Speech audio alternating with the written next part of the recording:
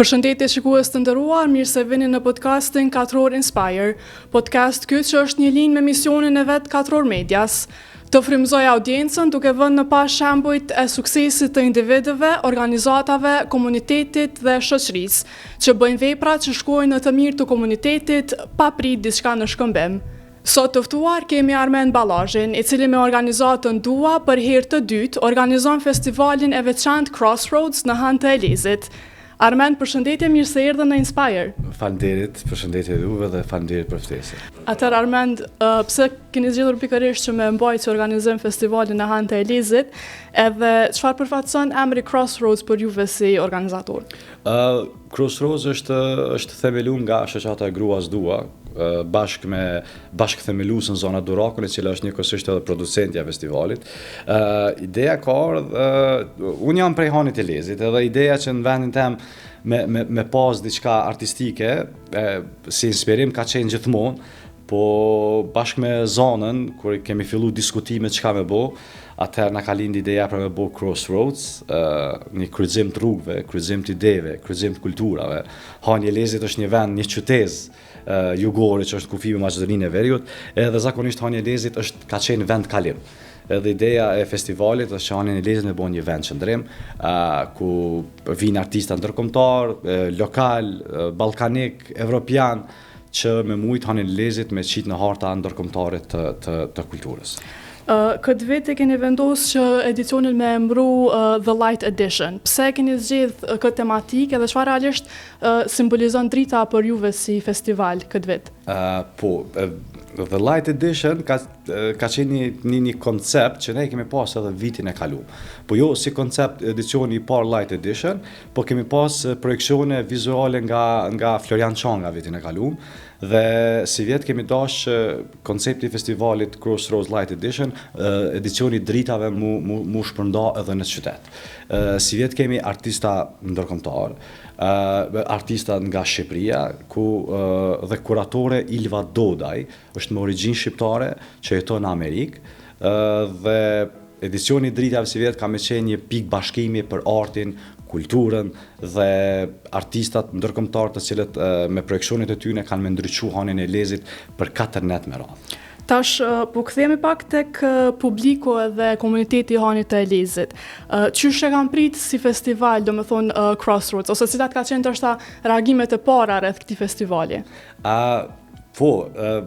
Vitin e kaluar ka qenë një farloj ndoshta stres, mëna me qujt, derisa filloi festivali, përfundoi festivali, sepse në Han të Elezit është edhe një festival tjetër që mbahet, po në këtë lloj koncepti, në këtë lloj formati, është hera e parë që mbahet. Kështu që ka qenë një farloj, ndoshta jo frike me qujt, por një farloj stresi çush mundet me prit komuniteti atje. Për ndryshe Hani i Elezit janë qytetarët Hanit të Elezit, komuniteti Hanit të Elezit janë njerëz shumë ikprica. Dhe ardashë shumë të mëdhenj, kështu që kanë prit jashtëzakonisht mirë. Vjet ka shku jashtë çdo parashikimi, pritshmërive, ka pas mysafir, ka pas fëmijë, ka pas komuniteti që kanë prit festivalin jashtëzakonisht mirë, po shpresojmë që edhe këtë edicion janë të prit me shumë entuziazëm edhe po shpresojmë që kanë më kënaqur ata. Folëm për komunitetin edhe për publikun, mirë po tash po du më kthy tek pjesa e artistëve lokal. Duke qenë se është vetëm edicioni i dytë, ju si festival, çfarë mundësi ofroni për artistët lokal që me zhvillu ata karrierën e tyre, qoftë në fushën e artit vizual ose instalacioneve këtë vit? Festivali është multidisiplinar, do të thonë nuk është festivali identifikuar me një disiplinë.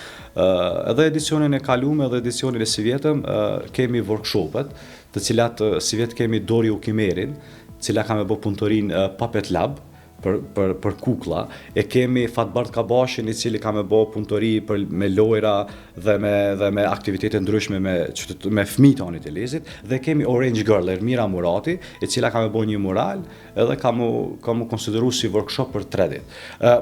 Çka munden me përfitu artistët lokal ose të rinjtë të Hanit të Elezit janë workshopet të cilat fëmijët e Hanit të Elezit, dikun vitin e kaluar kanë qenë 150 fëmijë, si vjeti kemi po ashtu 150-170, ku mand workshopeve ata përfitojnë shumë pjesë artistike të ndryshme nga secili trajner që vjen aty. si vjet kemi edhe Crossroads Hiking, ku janë dy Bedri Bushi dhe Agron Çajani janë koordinator të aktivitetit për fëmijë, janë nga Hani e Lezit, kështu që edhe qëllimi i festivalit është me përfitu edhe komuna Hani e Lezit në aspektin ekonomik, në aspektin social, si dhe artistat të cilat ne si festival po mundohemi mi promovu vazhdimisht me ndër vite. Duke qenë se Crossroads është tashmë në edicionin e dytë një festival ndërkulturor, pra edhe ndërkombëtar, kur e shihni artist nga vende ndryshme duke ardhur në Hanë të Lezit, ose që mblidhen për me i tregu aftësitë e tyre, çfarë realisht ju bën me besu që një festival i tillë si Crossroads ndoshta mundet me qenë si një urë lidhse mes njerëzve dhe kulturave të ndryshme? Po, patjetër, edhe ky është një ndër pikat kryesore të festivalit, ndërkombëtarizimi i festivalit dhe ndërkombëtarizimi i qytetit të Hanit të Lezit. Vitin e kaluar kemi pas artist rrugës, teatr rrugës nga Spanja, Barcelona, të cilët ata më herët kanë qenë në Kosovë, por për herë të parë kanë qenë në Hanë të Lezit. Dhe një artiste nga Italia, Brianda Carrera, që ka marrë një workshop me fëmijë, ka qenë hera e parë për to në Kosovë dhe hera e parë për to në Hanë të Lezit.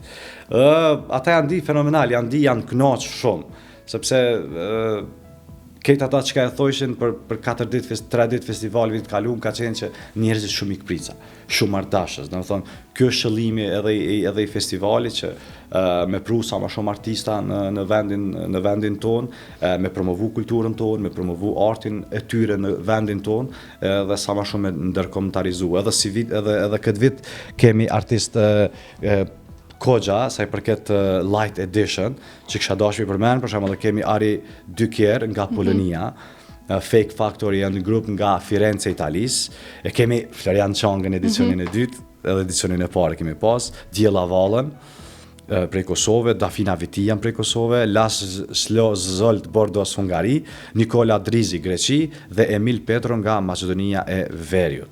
Kështu që kemi artist ndërkombëtarë si vjet, kemi edhe Crossroads Kids, që kemi shtu si ditë të veçantë këtë edicion, ku kemi performues nga Maqedonia e Veriut, Faz Bubble edhe Tim Tatrosk. Kështu që si festival po mundohemi me ndërkombëtarizu sa më shumë dhe sa më shumë ndërkombëtar me anën të Lezit edhe me vazhdu përpara. Po kthehemi pak ndoshta tek pjesa pak më personale, tek motivi i festivalit. Cili është motivi që ju shtyn me e organizu këtë festival, ndoshta pavarësisht vështirësive që i hasni gjatë organizimit të festivalit? Motivi buron nga shpirti, nga zemra. Unë tregova edhe më herët, unë jam nga Hani e Lezit, jam rrit aty, është një vend që në aspektin e kulturës nuk është që ka pas shumë qasje për arsye të politikave ndryshme, është një vend pak më i vogël, por që janë një vend shumë marrdashës. Qëllimi është që Hani e Lezit ka edhe shumë bukuri, sidomos natyrore, turistike, cilat edhe festivali, na si festival po mundohemi mi promovu ata. Si vjetë kemi Uta Ibrahimin në ditën e hapjes, ku kemi me bo një workshop me 150 fëmijë në kuadër të projektit World Culture Connect, si dhe lansimin e Shar Gate-it. Porta e Sharrit është një projekt 4 vjeçar i festivalit, i cili synon që pjesën turistike malore të Hanit të Lezit me fut në harta ndërkombëtare të alpinizmit. Motive ka plot, motive për me vazhdu Crossroadsin është shumë i madh. Kështu që ne jemi të vazhdu, çdo ditë inspirohemi, çdo ditë na vin ide, kështu që ne po mundohemi me çu deri në fund idenë e Crossroads. Armand, tash pas motivit po ndalim ndoshta tek një moment i veçantë, cili ka qenë një moment i veçantë për juve që e keni kuptuar që Crossroads është duke u bë shumë më shumë se sa vetëm një ngjarje kulturore në Hanë të Lezit?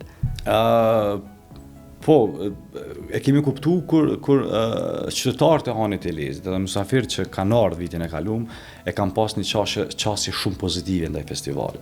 Kur e kemi pa, për shembull ata 150.000 që kanë marrë pjesë në workshope, qytetarë, kolegë, artista, që e kanë përqafu idenë e Crossroadsit, aty e kemi kuptu që ky festival ka një tardhme dhe na po mundohemi çdo ditë më shumë, çdo edicion për me rrit dhe për me kriju hapësira kulturore për të rritë Hanit të Lezit, për qytetarët dhe për artistët të cilët vinë Hanë të Lezit.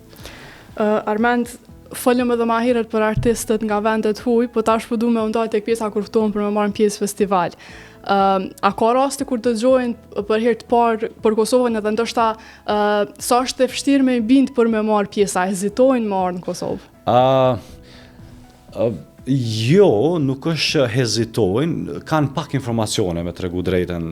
Ashta për Kosovën ma shumë përgjithësi si shtet, po pranë e lezit, jo, pranë e lezit ka pas raste ku edhe mysafir artista vendor që i kemi që kam pas dilema për hanin e lezit, për senetin, thjesht, po jo, artista ndërkombëtar, thjesht ja u kemi prezentu, ja kemi dërgu planin edhe qëllimin tonë, kështu që ata kanë përqafu edhe nuk kanë hezitu me ardhë.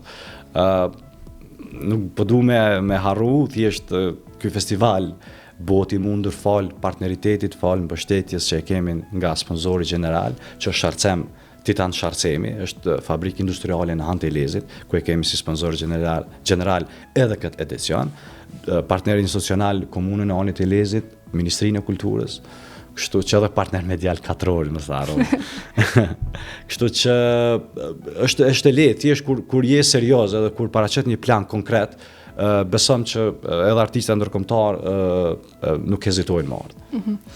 A mendon që Crossroads ndoshta mundet me shërby si një lloj ambasadori kulturor për Kosovën, ose a ka mundësi që me sjell edhe shumë më shumë bashkëpunime ndërkombëtare në edicionet e ardhshme?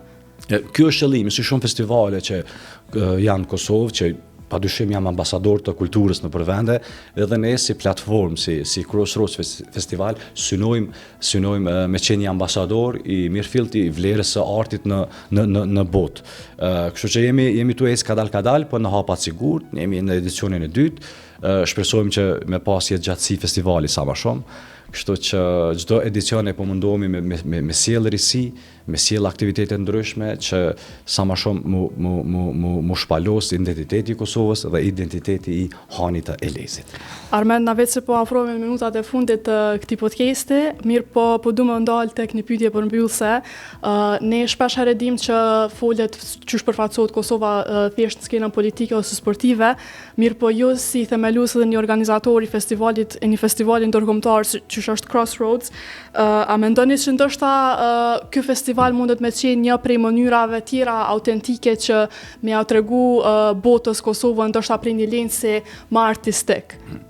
Po, unë e thash edhe më herët, ka festivale në Kosovë që secili e prezanton Kosovën në mënyrën në aspektin kulturor të ndryshme, edhe Crossroads që ka mënyrën e vet.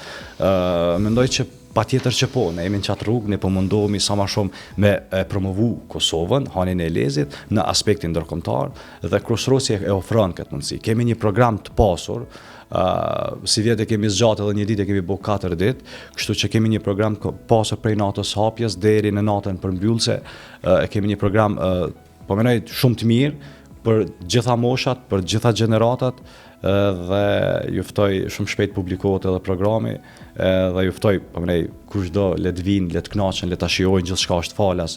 Crossroadsi nuk ka po menoj në aspektin pagesa, sa në gjithçka falas për gjithkan kushdo që mund të marrë. Armand, faleminderit shumë për bisedën. Shikues të nderuar, miropafshim deri në edicionin e radhës të Katror Inspire.